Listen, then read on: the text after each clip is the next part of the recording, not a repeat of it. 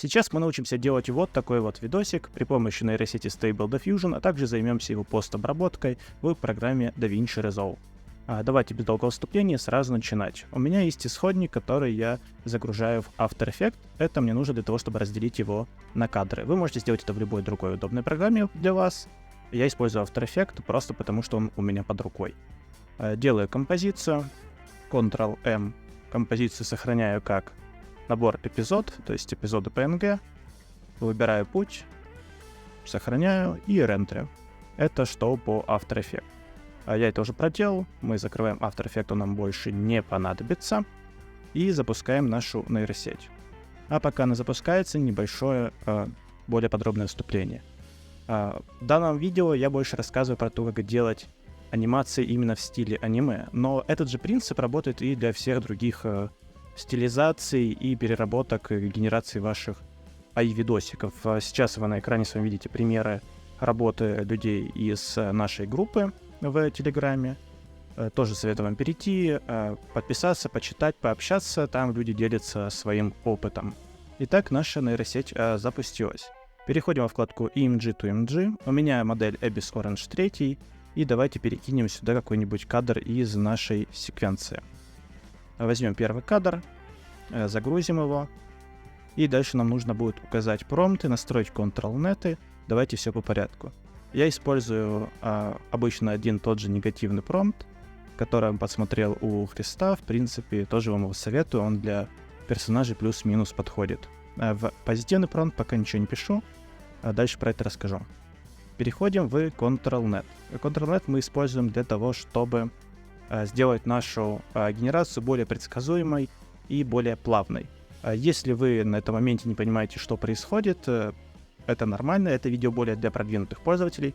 Если вы не разбираетесь в том, что такое Stable Diffusion, что с этим всем делать и тому подобное, переходите в Telegram-канал, там будет закрепленная ссылочка на гайд пошаговый, какие видосики смотреть, чтобы дойти до уровня понимания содержимого этого видосика. Для всех остальных продолжаем. В Ctrl-Net у меня включено целых 4 модели, но мы будем использовать для этого видеоурока только 2. Я сразу включаю Low RAM, поскольку у меня видеокарта не самая мощная, и выбираю, какие же модели. Выбираю Kenny, а во втором выбираю Deep, то есть глубина. Что мы дальше с этим делаем? Я вам предлагаю сразу включить Allo Preview и посмотреть, какой у нас будет результат. В первой модели мы получаем линии, во второй модели мы получаем глубину. Предлагаю чуть-чуть улучшить качество, поставить 768 на 768. Так наш результат будет еще более качественным. Вот, отлично видно. Я уберу Allo Preview и уберу картинки, потому что они будут автоматически подтягиваться из AMG to MG. Вот эта вот картинка будет автоматически подтягиваться. Здесь я укажу разрешение. Это разрешение я беру из нашей секвенции, из нашего набора кадра. Это разрешение непосредственно одного кадра. И что делаю дальше? Дальше нам нужно описать немножко нашего персонажа. Я это сделаю через специальное расширение, которое переводит автоматически с русского на английский в промптах. Если хотите, чтобы рассказал подробнее про это расширение, пишите в Telegram, запишу какой-нибудь коротенький видосик. Пишу, у нас здесь одна девушка, эльфийские уши, зеленые глаза,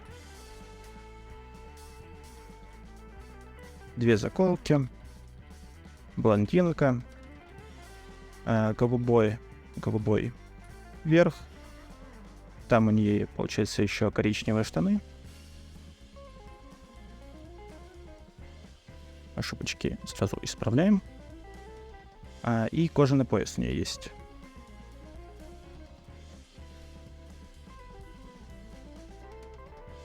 Вот наш промпт, он у меня сейчас переведется. Мы можем пока что посмотреть, какие еще детали можем указать. На самом деле здесь можно еще описать и воротник, и другие элементы, но мы пробуем пока без этого. Еще важный момент. Сэмплинг метод я менять не буду, пусть стоит 20. Для нашего эксперимента это плюс-минус достаточно.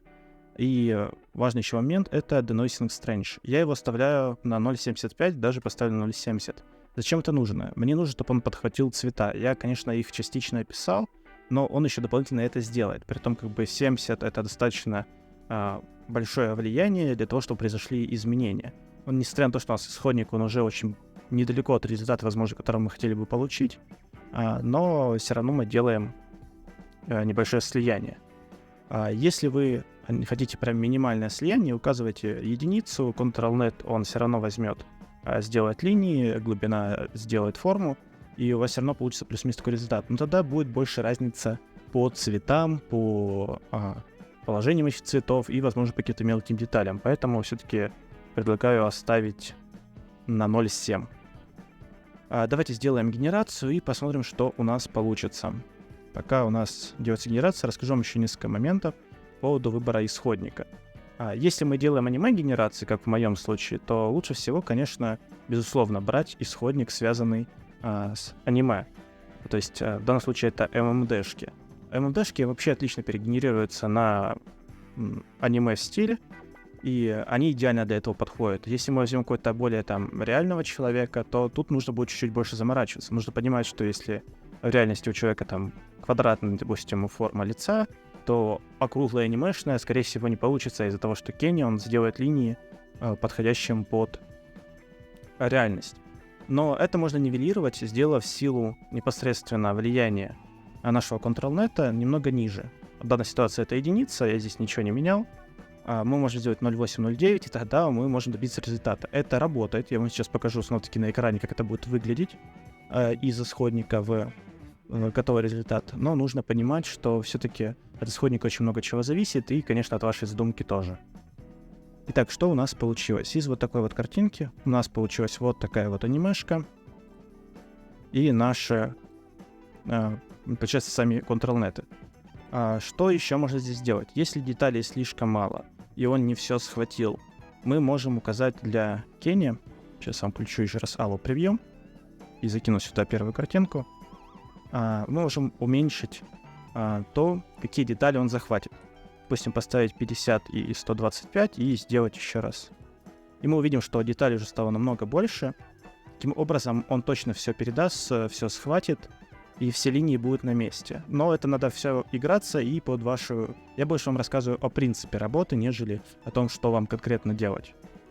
Итак, мы сгенерировали одну картиночку. Мы сейчас попробуем еще сгенерировать какой-нибудь другой ракурс, другое положение, для того, чтобы оценить, насколько у нас подойдет стиль. Вернее, насколько у нас генерации между собой будут похожими. Первую картиночку я открываю в новой вкладке и генерирую еще одну. И пока у нас идет генерация, расскажу вам еще про одну интересную штучку. В Ctrl-Net есть очень классная модель, называется Reference. Что она делает? Она берет цвета, либо стиль изображения и переносит его на ваш, допустим, исходник, на ваш видео.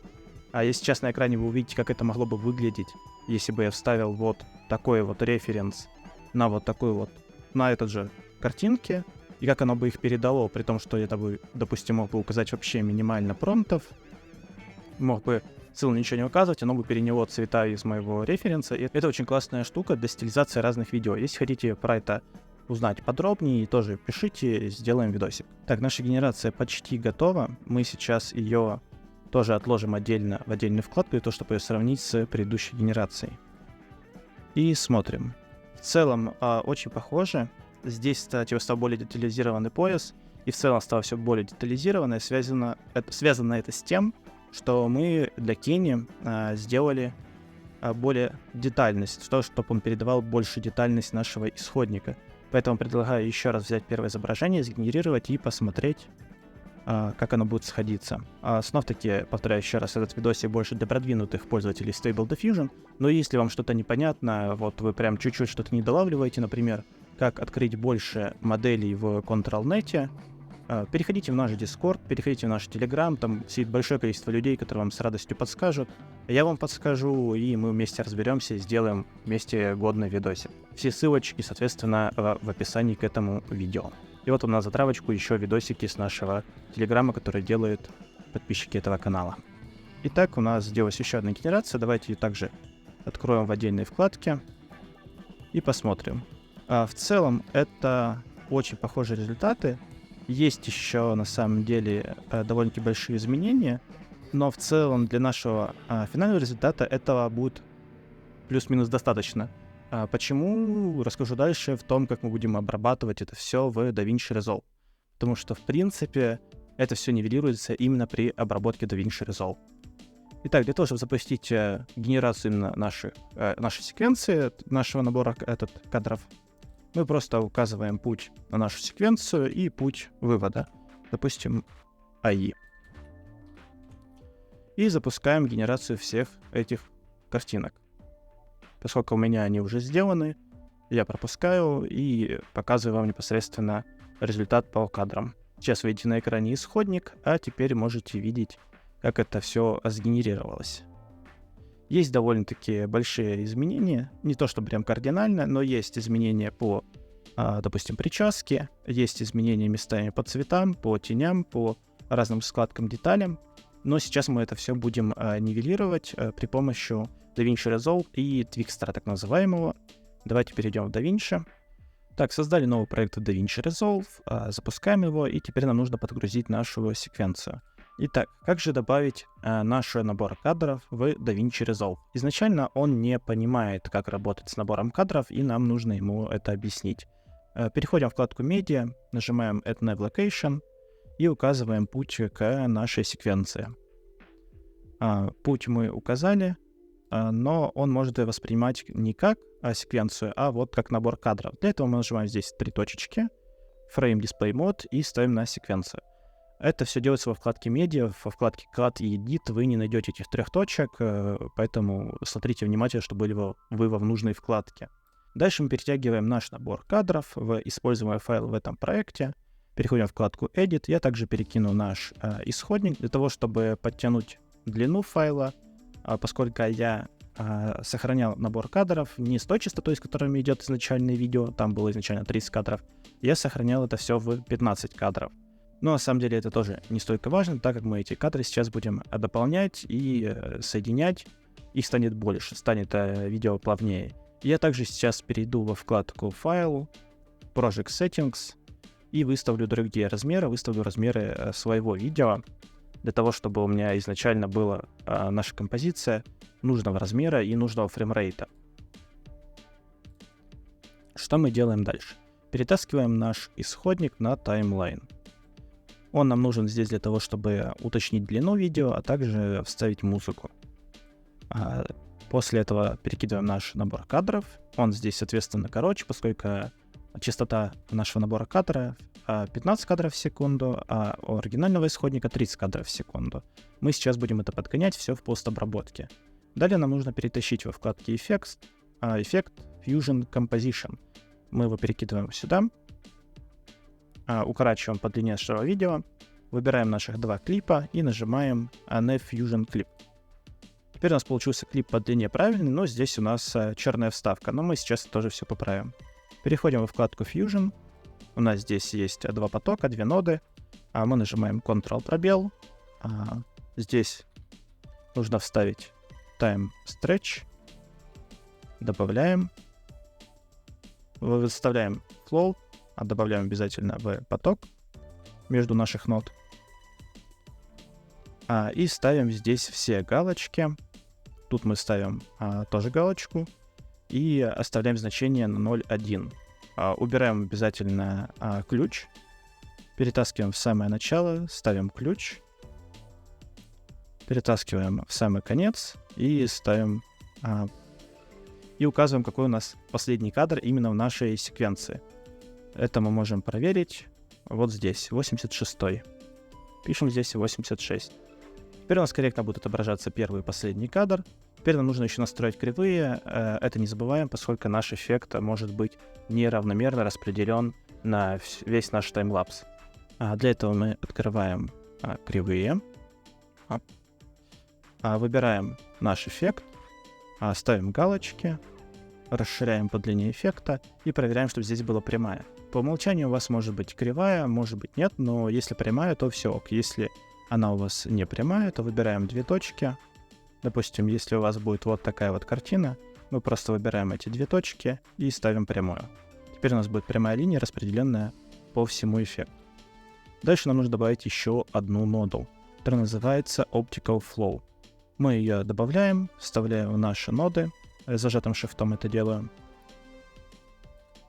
И настраиваем ее. Нам нужно сделать Advanced настройки. Здесь мы не ставим галочку, мы просто будем настраивать значение. Тут нужно немножко поиграться, настроить на глаз, но я сейчас просто для примера все втоплю в максимум, и мы посмотрим, как выглядит наш результат теперь, как смешиваются наши кадры и как дополняются кадры, которых не хватает. Мы сейчас можем видеть плавное смешение, плавный переход кадров. Допустим, у меня на наборе кадров где-то он держал рот открытым, где-то закрытым, но благодаря нодам Optical Flow и Time Stretch это делается плавно. И из значительных погрешен, которые мы можем увидеть, это разве что складки и тень на груди, но в какой-то мере это создает эффект движения груди в танце, поэтому тоже не сильно страшно. В целом это все, что нам нужно знать про генерацию вот таких вот анимешных аишных видосиков при помощи Stable Diffusion и постобработки в DaVinci Resolve. Если у вас есть вопросы или замечания, вы хотите просто поучаствовать в развитии нашего сообщества, переходите в наш Telegram, в наш Discord, все ссылки в описании. Там мы общаемся, делимся опытом и развиваемся вместе. Удачи!